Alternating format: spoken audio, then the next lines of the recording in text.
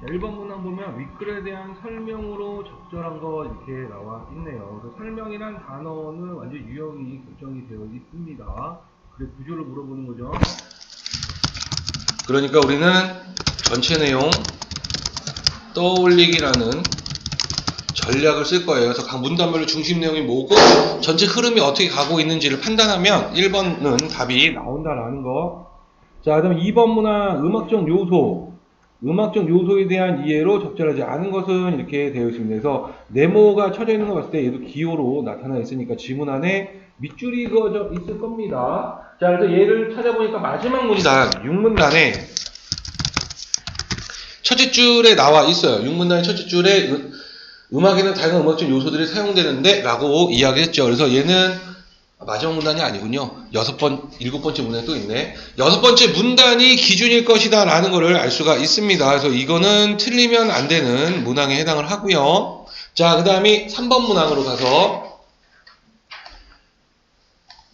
자, 음악 작품을 만들기 위한 계획 중 A의 입장을 가장 잘 반영한 것은 이렇게 되어 있습니다. 그래서 A의 입장을 반영한 게 뭐냐라고 했어요. 그래서 A가 이제 밑줄이 그어져 있겠죠. 그래서 A를 찾아보니까 5번째 문단에 셋째 줄에 나와 있습니다. 5문단의 셋째 줄로 한번 가보면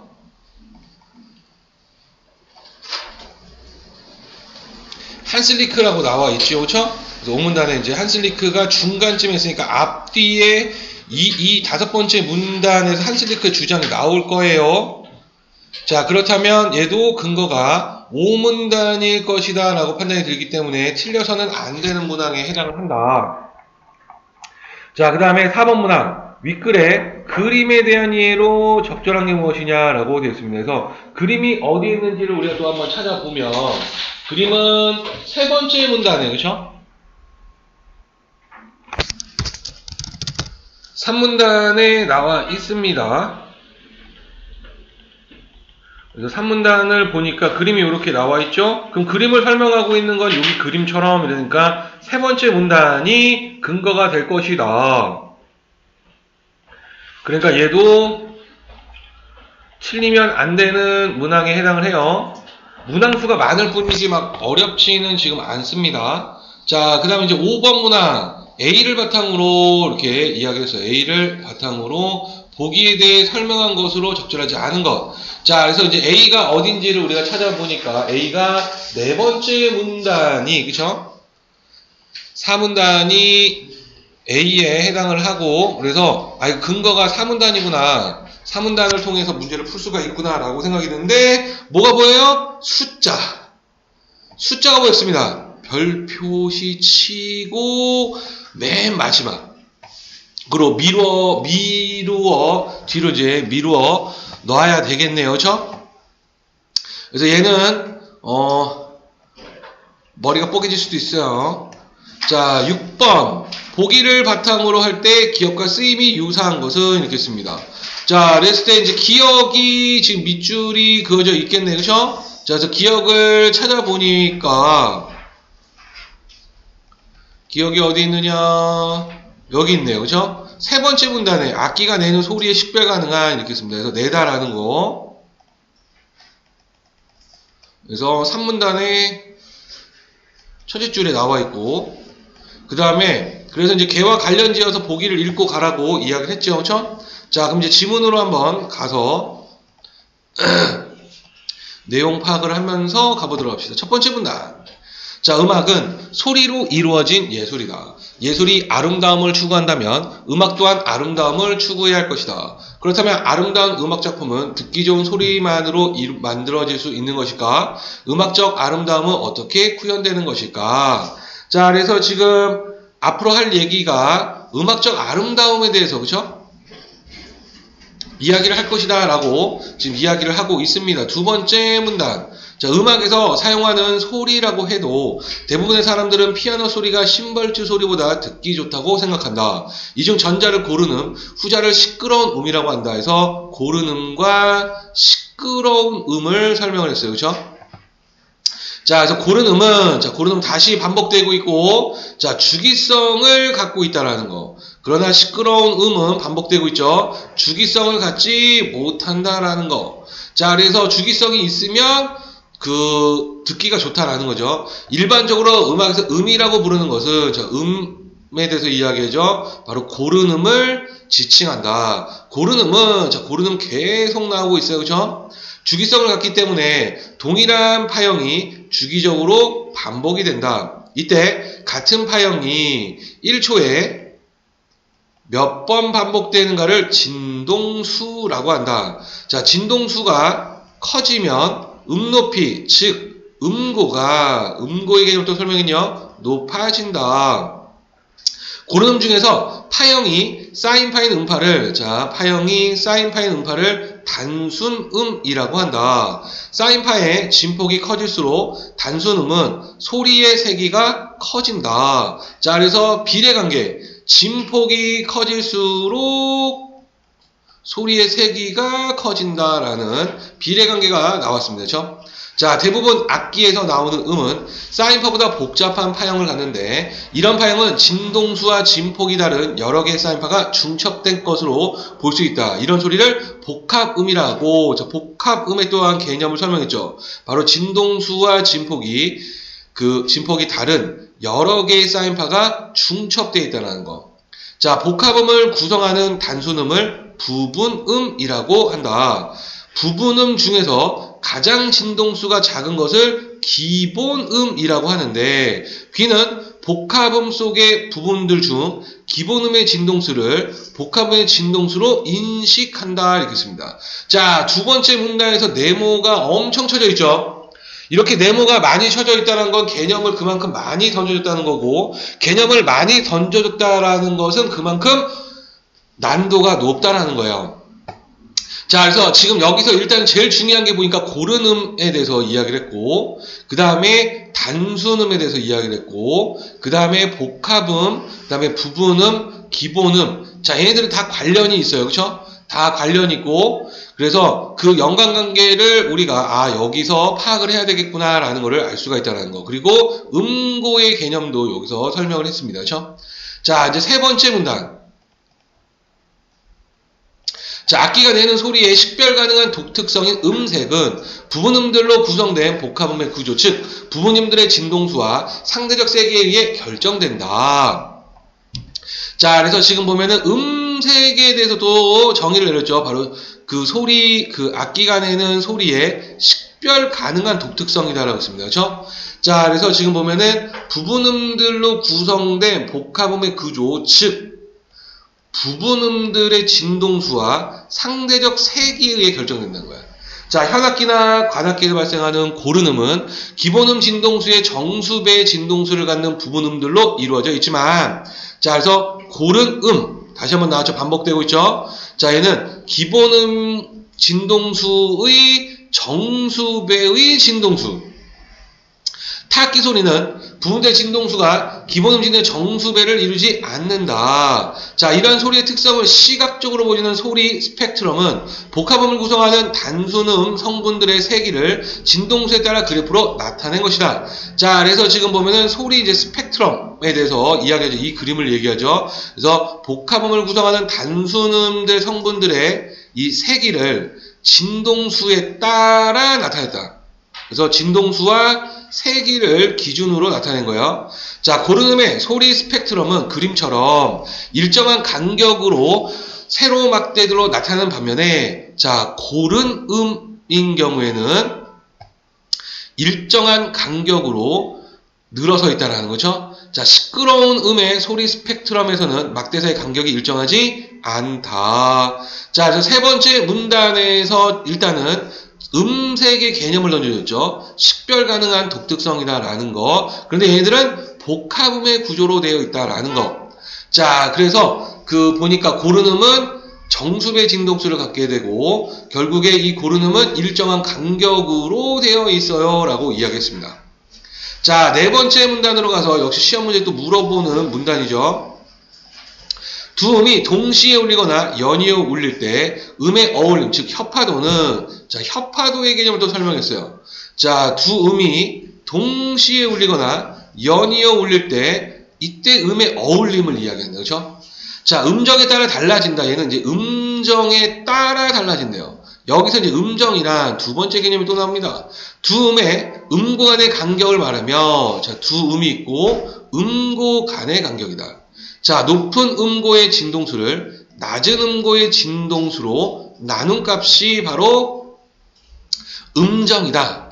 자, 가령 예를 들어주네요. 얘 가지고 이해하는 거죠. 도와 미 사이처럼 장삼도 음정은 4분의 5이고 도와 솔 사이처럼 완전 5도 음정은 2분의 3이다. 그러므로 장삼도는 완전 5도보다 좁은 음정이다. 이렇게 씁니다. 자, 그래서 지금 그러니까 장삼도가 4분의 5고 음정이 2분의 3이니까 분모가 지금 4고 분모가 2죠. 자, 그러니까 지금 보면은 4분의 5이니까 간격이 4만큼씩 갈 거고 얘는 간격이 2만큼씩 가니까 4만큼이 훨씬 더 좁아요. 그쵸? 그래서 장삼도가 더 좁은 음정이구나. 자, 일반적으로 음정을 나타내는 분수를 약분했을 때, 자, 이걸 약분했을 때 분자와 분모에 들어가는 수가 커질수록 협화도는 작아진다. 자, 그래서 숫자가 작아야 협화도가 높다라고 이야기를 하네요. 자, 그래서 가령 예를 들어서 음정이 1분의 2인 옥타브, 2분의 3인 완전오도, 4분의 5인 장삼도, 5분의 6인 단삼도의 순서로 협화도가 작아진다. 자, 그래서 지금 보니까 이제 음정이 1분의 2, 2분의 3, 4분의 5, 5분의 6, 이 순서로 협화도가 작아진다라는 겁니다. 그렇죠? 왜냐면 숫자가 커지죠. 5분의 6은 5와 6이 숫자가 컸고 1하고 2는 숫자가 작으니까 얘가 협화도가 제일 크고 얘가 협화도가 가장 작다. 자, 그리고 서로 잘 어울리는 두 음의 음정, 잘 어울리는 두 음의 음정을 협화 음정이라고 하고 그렇지 않은 음정을 불협화 음정이라 하는데 16세기 이론가인 차를리가 등장하네요. 약분된 분수의 분자와 분모가 1, 2, 3, 4, 5, 6으로만 표현된 음정. 자, 그래서 지금 약분된 것에 분자와 분모가 1, 2, 3, 4, 5, 6으로만 되어 있으면 협화 음정. 그 외는 불협화 음정으로 보았다. 그래서 차를리는 조금 다르네요. 그렇죠? 자, 그래서 네 번째 문단에는 협화도에 대해서 이야기를 한 거죠. 음의 어떤 어울림. 그러기 위해서 이제 음정이라는 것이 또 중요하다라는 거. 그러면서 예를 들어줬습니다. 그래서 협화도가 어떻게 크고 작아지느냐라는 거. 결국에는 숫자로, 그죠? 분수로 표현했고, 분수의 숫자가 작을수록 협화도는 높아요. 라고 이야기를 했습니다. 자, 다섯 번째 문단으로 한번 가보면, 자, 아름다운 음악은 단순히 듣기 좋은 소리를 연이어 배열한다고 해서 만들어지지 않는다. 음악은 다양한 음이 조직적으로 연결되고 구성된 형태로 음악의 매체인 소리가 시간의 진행 속에 구체화된 것이라 할 수 있다. 자, 그래서 지금 아름다운 음악이라는 것에 대해서 이야기를 하고 있는데요. 다양한 음이 조직적으로 연결이 되고 구성이 된다. 자, 그리고 이 소리가 시간의 진행 속에서 구체화된 것이다 라는 거야. 19세기 음악평론가 한스 리크에 따르면 한스 리크 시험 문제 물어보는 또 평론가죠. 음악의 독자적인 아름다움은 자, 이제 그 아름다움에서 이야기를 하죠. 자, 음들이 울리면서 움직이는 형식에서 비롯된다는 거야. 자, 그래서 지금 보면은 형식을 중시했다는 거죠. 자, 음악을 구성하는 음악적 재료들이 움직이며 만들어내는 형식 그 자체를 말한다. 자, 그래서 그 음악을 구성하는 음악적 재료들이 그 만들어내는 형식 그 자체다. 따라서 결론 도출합니다. 음악의 가치는 음악이 환기하는 기쁨이나 슬픔 같은 특정한 감정이나 정서에 차지해서는 안 된다는 것이다. 그래서 음악의 가치는 감정이나 정서에서 찾으려 해서는 안 돼요 라는 거예요. 뭐가 중요해요? 형식. 그래서 다섯 번째 문단에서는 한스 리크를 등장을 시켰고요. 형식 그 자체가 중요하다. 그래서 감정이나 정서는 안 돼요 라고 이야기했습니다. 그렇죠? 자, 여섯 번째 문단으로 가서 자, 음악에는 다양한 음악적 요소들이 사용되는데, 이제 여기서는 음악적 요소, 역시 시험 문제 물어보는 또 문단이죠. 여기는 리듬, 가락, 화성, 세면림, 음색 등이 있다. 리듬은, 자, 이제 리듬에 대해서 이야기를 하죠. 음고 없이 소리의 장단이나 강약 등이 반복될 때 나타나는 규칙적인 소리의 흐름이고, 가락은, 가락, 서로 다른 음의 높낮이가 지속시간을 가지는 음들의 흐름이다. 화성은 일정한 법칙에 따라 여러 개의 음이 동시에 울려 생기는 화음과 또 다른 화음이 시간적으로 연결된 흐름이고, 샘여림은 음악에 나타나는 크고 작은 소리의 색이며, 음색은 바이올린, 플루트 등 선택된 서로 다른 악기가 만들어내는 식별 가능한 소리의 특색이다. 이렇게 했습니다. 자, 6번째 문단에서 지금 제가 특별히 밑줄을 긋지 않았습니다. 그 이유는 읽으면서 보니까 리듬가를 이렇게 쭉 해놓고 갑자기 리듬은 하면 이거 하나씩 다 설명하겠구나. 그러면 이거 특징 찾아내면 이거 거의 다 밑줄 쳐야 돼요. 그래서 밑줄이 너무 많아지면 헷갈리기 때문에 리듬, 가락, 화성, 샘여림, 음색이 어디에 위치가 되어 있는지만 표시하는 거예요. 그래야 나중에 우리가 또 찾아서 쓸 때 편하다라는 거예요. 자, 이제 7번째 문단으로 가서 마지막 문단. 작곡가는 이러한 음악적 요소들을 활용해서 음악 작품을 만든다. 어떤 음악 작품에서 자주 반복되거나 변형되면서 등장하는 소재인 가락을 그 음악 작품의 주제라고 하는데, 자, 그래서 지금 보면은 이제 음악 작품의 주제를 설명했는데요. 그거는 가락인데, 그쵸? 그 가락이 바로 뭐냐면 자주 반복되거나 변형되며 등장하는 소재인 가락이에요. 자, 이게 주제다. 작곡가는 자신의 음악적 아이디어를 주제로 구현하고 다양한 음악적 요소들을 사용해서 음악 작품을 완성한다. 자, 그래서 지금 보면은 이제 그 음악적 아이디어를 주제로 구현한다. 다양한 음악적 요소들을 사용한다라는 거. 자, 예컨대 또 예를 들어줍니다. 조성음악에서는 조성음악 밑에 으뜸음도가 다른 모든 음계들을 지배하는 음악으로 10세기 이후 대부분의 서양음악에 이해당한다.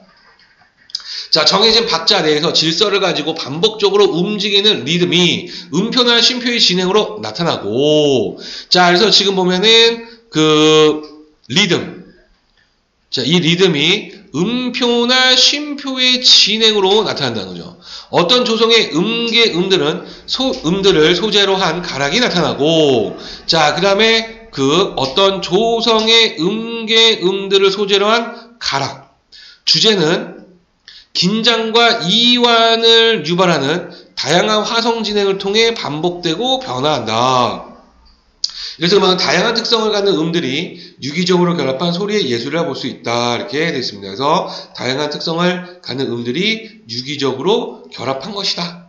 자, 그래서 7번째 문단에서는 주제에 대해서, 그죠? 이 음악 작품의 주제가 무엇이냐라고 설명을 했고, 그 다음에서 예를 들어주면서 그 음악 작품에 대해서 이야기를 하고 있습니다. 그렇죠? 그래서 리듬을 사용해요.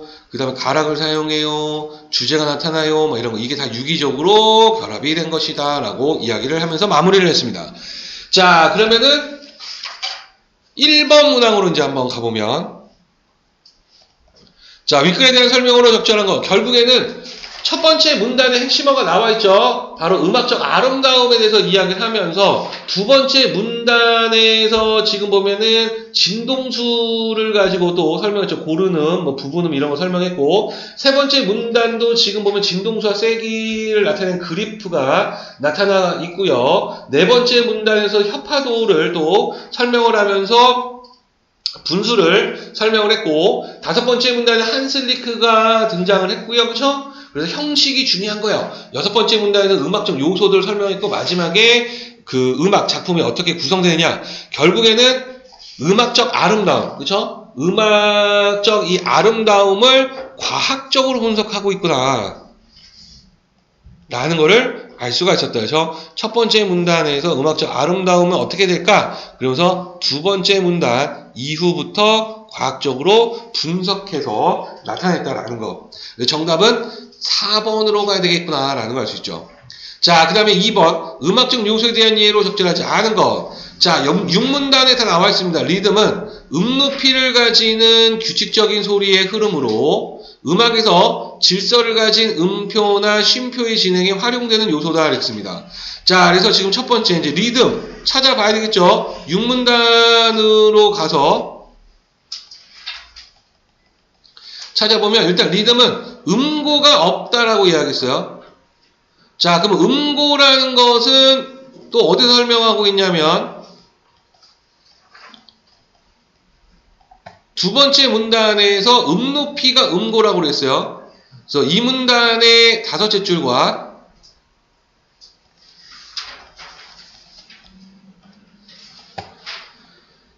이 문단의 다섯째 줄과 6문단의 둘째 줄을 합치니까 음고를 가지느니 틀렸네. 그쵸? 음고 없이 라고 이야기했으니까. 그래서 1번이 정답이구나 라는 거를 알 수가 있었다. 자, 근데 이 문항은 1번이 답이면서도 바로 높이를 가지니 바로 처음에 나와가지고 1번이 답이겠거니라고 생각이 들더라도 뒤에 끝까지 막 읽으려고 하는 그런 심리가 막 나타날 거예요. 그러니까 1번에 답이 나온다고 해서 심리적 부담을 가지지 말고 바로 답을 체크하면은 뒤에 건 읽으시면 안 된다라는 거. 자, 그 다음에 이제 3번 문항. 음악작품을 만들기 위한 계획들 중 A의 입장, 한슬리크의 입장이다라고 했죠. 다섯 번째 문단의 한슬리크가 뭘 중요하면 형식을 중시했다는 거야. 형식, 그쵸? 자, 그러면 이제 한슬리크를 한번 찾아가 보면 한슬리크 앞뒤를 보니까 한슬리크는 다양한 음을 조직적으로 연결한다라고 이야기를 했어요. 그쵸? 그리고 그 형식에서 그 음들이 형식에서 비롯된다. 그래서 형식 그 자체가 중요하다라고 이야기했습니다. 그래서 이 내용을 찾아본다면 4번 보니까 첫째 음과 둘째 음 관계의 완전 오도가 되는 음들을 조직적으로 연결하여 주제가 명확한 음악을 만든다 했습니다. 자, 조직적으로 연결한다라는 거 다섯 번째 문단의 둘째 줄. 네, 나와 있었고요. 그쵸? 자, 그리고 일곱 번째 문단에서 음악작품에 대해 설명을 했어요. 그쵸? 자, 그래서 주제를 만든다라고 이야기했습니다. 그쵸? 그 다음에 일곱 번째 문단의 첫째 줄과 둘째 줄. 둘째 줄에서 주제가 명확한 음들을 만든다라고 이야기했습니다. 그래서 4번이 형식 가지고 이야기를 했고 주제를 이야기했기 때문에 4번이 바로 한슬리크의 입장이구나라는 걸 우리가 알 수가 있었다라는 거. 자, 그래서 그 주장하는 바가 뭔지를 우리가 단순하게 잘 기억을 하고 가야 된다라는 거죠. 자, 그럼 4번. 그림에 대한 이해로 적절한 게 무엇이냐? 자, 그림에 표현된 소리의 부분 음줄, 기본음의 세기가 가장 크다. 자, 이것도 지금 설명을 했어요. 그렇죠? 이 기본음은 두 번째 문단의 핵심어였습니다. 그렇죠? 자, 그래서 두 번째 문단을 이용해보면 자, 두 번째 문단에서 자, 이 기본음이라는 거는 그쵸? 이 기본음이라는 것은 부분음들 중에서 가장 진동수가 작은 것을 기본음이라고 했죠. 자, 그리고 그래프를 적용해 보니까 얘가 진동수가 가장 작습니다. 세기가 가장 높네요. 그래서 4번에서 소리의 부분음 중 기본음의 세기가 가장 크다는 맞는 말로 볼 수가 있다. 그래서 3문단의 그림과 그 다음에 2문단에서 몇째 줄이었지?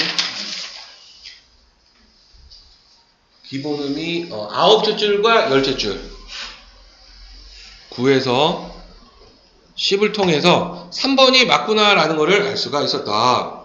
자, 그 다음 이제 5번 문항 일단 패스하고 6번 문항부터 먼저 한번 가보도록 합시다. 자, 보기에 기역과 쓰임이 유사한 걸 보려했죠. 자, 윗글의 기역은 문장에서 자립적으로 쓰여 서술의 기능을 한다. 그러나 니은은 니은이 또 나왔습니다. 그래서 니은을 또 찾아봐야 되겠네. 그렇죠? 니은은 또 어디 간 거야? 라고 봤더니 니은은 여기네요. 자, 만들어내는 이렇게 되어 있습니다. 자, 니은은 혼자서 쓰이지 못하고 반드시 다른 형 뒤에서 붙어서 의미를 더해주는 보조용언 기능을 한다. 자, 그래서 얘는 혼자서 쓰이지 못하고 반드시 다른 용언 뒤에 붙어서 의미를 더하여 준다라고 했습니다. 자, 그러면 기억과 쓰임이 유사한 것, 즉 본용언을 찾으라는 얘기네요. 그렇죠? 본용언. 자, 그래서 본용언과 보조용언을 구별하는 갑자기 문법 문항이 툭 하고 튀어나왔어요. 자, 그래서 보조용언의 특징을 여기서 설명했죠. 홀로 쓰이지 못한다. 두 번째, 다른 용언에 붙어서 의미를 더해준다. 자, 근데 본용언인지 보조용언인지 구별하는 기준 아주 간단한 게 뭐냐면 본용언과 보조용언 사이에 서를 넣어보는 거예요. 서를 넣었을 때 의미가 통하면 본용언의 구성이고, 의미가 통하지 않으면 본용언, 보조용언이에요. 자, 서를 다 넣어보겠습니다. 그 일을 다 해서 버리니, 그럼 이거 진짜 버려야 되죠. 근데 해버리니 라는 건 이미 끝났다는 거지, 그치? 들어서, 고민을 잘 들어서 주었다. 그러면은 잘 들어서 뭔가 조이 돼. 안 되죠? 서가 지금 안 들어갑니다. 그러니까 지금 뭐냐면 다 보조용언이라는 거예요. 보조용언이라는 거예요. 그렇죠? 자, 쉬어서 둬라. 안 됩니다. 보조용언. 돈을 구해서 오겠다고 되네요. 본용언. 정답 4번. 이해됐어요? 자, 이렇게 해서 서가 들어갔을 때 왜 그러냐면 보조용언은 단독으로 못 쓰이기 때문이에요. 서는 단독으로 쓰일 수 있어. 그래서 돈을 구하다 내일까지 오다. 이해됐죠? 그러니까 오다는 단독으로 쓰일 수 있기 때문에 서가 들어갔을 때도 되는 거지만 더라는 진짜 두다가 아니라 쉬어도라는 건 쉬는 거랑 두다라는 거랑 이 두다의 의미가 어디에 위치에다가 놓다라는 의미가 아니라는 거야. 다른 의미로 사용됐다. 보조용언으로. 이해되죠? 그래서 서를 넣어라. 본용어 보조용언이 나오면 서를 넣어보면 정말 쉽게 우리가 구별할 수 있다. 이해됐습니까? 정답은 4번이다. 자, 이제 마지막 5번 문항으로 한번 가보면, 자, A를 바탕으로 보기에 대해 설명서로 적절하지 않은 것. 자, 바이올린 연주했을 때 발생하는 내음 PQRS의 기본음의 진동수를 측정하려고 나타났다. 기본음이 440부터 880까지네요. 자, 그래서 이제 뭐 장삼도다 이렇게 했는데 2번 보니까 P와 Q 사이의 음정은 Q와 R 사이의 음정보다 좁다 이렇게 씁니다. 자, 지금 음정에 대해서 이야기를 했고, 자, 음정이 좁다라고 이야기했으니까, 자, 얘는 지금 A를 바탕으로 했으니까 네 번째 문단으로 가서 그걸 찾아야 돼요. 네 번째 문단에서 음정이 좁다라고 이야기한 부분, 자, 이 부분이네요. 그쵸? 좁은 음정이 네 번째 문단 넷째 줄에서 나와 있습니다. 결국에는 지금 뭐라고 이야기를 했냐면 그 음정이라는 것이 음고 간의 간격이라고 이야기했고, 그래서 장삼도가 지금 보면은 4분의 5고, 그 다음 얘가 2분의 3. 그랬을 때 분모가, 그쵸? 분모가 큰 게 좁아요. 그쵸? 자, 이거를 생각을 해서 가는 거고, 그 다음에 음정이 뭐라고? 아까 뭐라고 이야기를 했냐면 음정이란 간격이고, 그래서 높은 음고의 진동수를 낮은 음고의 진동수로 나눈 값이라는 거, 이걸 이용해야 되죠. 그쵸? 자, 그러니까 낮은 음고의 진동수가 분모에 들어가니까 P와 Q 사이의 음정을 보면 440분의 550, 그러니까 얘는 4분의 5. Q와 R 사이는 5분의 6. 자, 그러면 분모가 얘가 더 크죠? 그럼 얘가 더 음정이 좁아요. 그쵸? 그러니까 Q와 R 사이의 음정이 더 좁아요. 틀렸네요. 이해됐어요? 오케이? 그래서 네 번째 문단에 음정이 좁다라는 거를 찾아서, 아, 음정이 좁다라고 이야기를 하는 것은 네 번째 문단에서의 그 둘째 줄과 셋째 줄을